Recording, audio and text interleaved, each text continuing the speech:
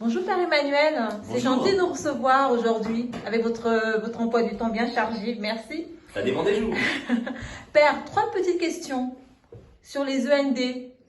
Vous accompagnez une équipe depuis 6 ans il me semble. Ouais. Et quel serait pour vous le bienfait que vous avez pu constater au sein des couples que vous accompagnez notamment?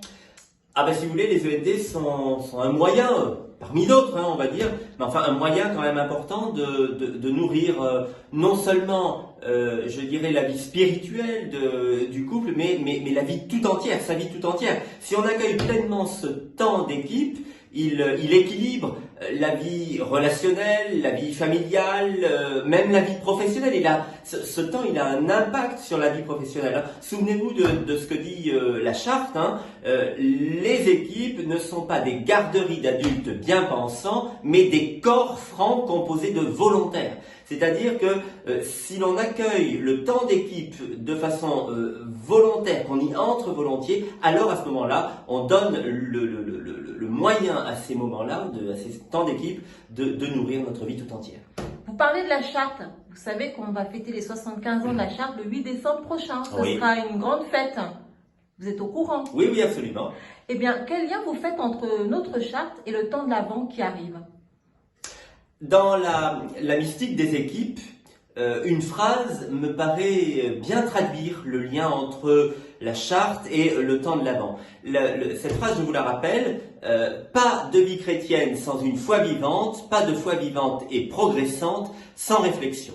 Le temps de l'Avent, si vous voulez, c'est justement un des moments de l'année où nous ravivons notre foi par le biais d'une attente engagée dans la foi. La foi, l'espérance et la charité.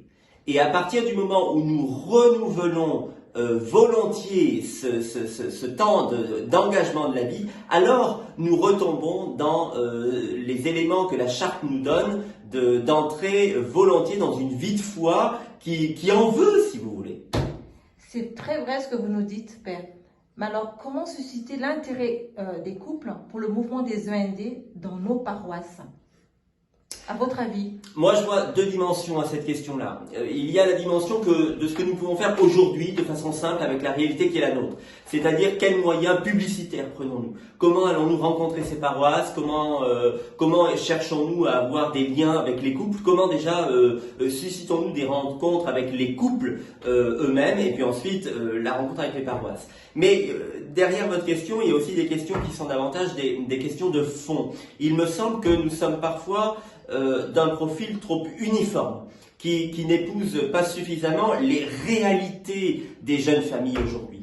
Et par ailleurs, il me semble aussi que les équipes pourraient réfléchir sur la variété des familles aujourd'hui pour créer peut-être plusieurs modèles d'équipes. Voilà, ça c'est plutôt de l'ordre de réflexion de fond, mais à la fois les réalités des jeunes familles et à la fois la variété des familles aujourd'hui, il me semble que là nous aurions de quoi réfléchir pour pouvoir peut-être nous adapter davantage. N'oublions pas que la charte elle est de 1947, que nous tournons avec elle depuis, mais qu'il faut peut-être aujourd'hui raviver quelque chose dans cette charte qui garde toute sa valeur et en même temps, qu'est-ce que vous voulez, 70 ans, 75 ans plus tard, les réalités ont quand même changé.